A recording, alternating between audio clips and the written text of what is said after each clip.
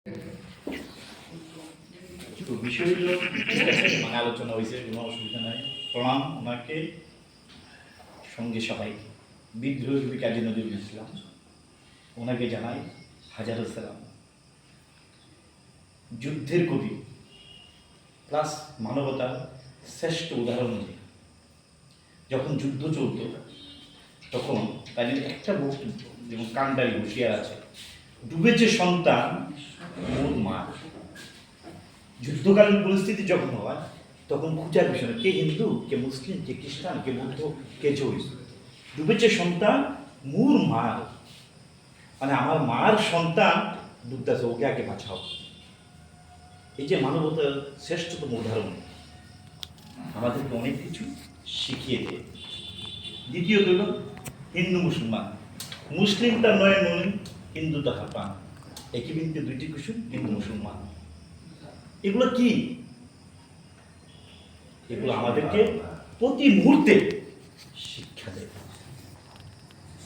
আজকের এই কবির এই জন্মদিনে আমি তো বেশি কথা বলবই না, এই যে দুই একটা উদাহরণ দিচ্ছি, কারণ এখানে যে বড় জ্যেষ্ঠরা যারা আছেন, আপনারা যারা কথা বলছেন, যেগুলো আলোচনা করছেন, সত্যি মনে রাখার মতো।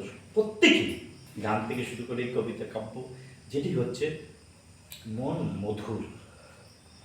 যেমন সিদ্ধার্থরা দেখাইছে মন ছুঁয়ে নিচ্ছে, সন্তান মরার বেদনা অটোমেটিকলি কবিত্ব তৈরি করে দেয়, যেটা ওনার রয়েছে। মানে পুত্রহারা শ্রেষ্ঠতম উদাহরণ রেখে যায় এগুলো।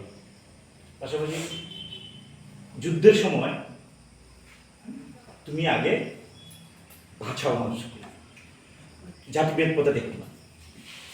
এই যে শ্রেষ্ঠতম রেখা, এগুলো আমাদেরকে প্রতি মুহূর্তে ভালো জিনিস শেখায়। আজকাল আমরা এখনো এই সমাজের মধ্যে জাতিভেদ প্রথা চলছে, ওনার কাছে এটা ছিল না। কিন্তু মানুষের মধ্যে যেটা আছে এখনো, আমাদের গার্জিয়ানরা বাড়ি করে বিভিন্ন জাতের ভঙ্গিমা দেয়।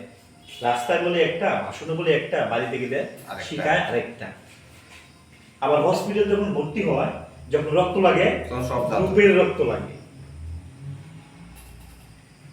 আমরা নারী আর পুরুষ, আমরা যে মানুষ, আমি দাবি রাখি সবাই যেন ঠিকানাটা আছে এই হুশ। আমরা নারী আর পুরুষ, আমরা যে মানুষ, এই যে কবি নজরুল ইসলামের চিন্তাধারাটা ওখানেই ছিল। তার জন্য আমি বলে থাকি অনেক সময়, নারী আর পুরুষ আমরা যে মানুষ, খুঁজবো না কখনো আর সমাজে জাতির দোষ। সবাইকে প্রণাম, এটাই ছিল আমার কথা। প্রণাম সবাই।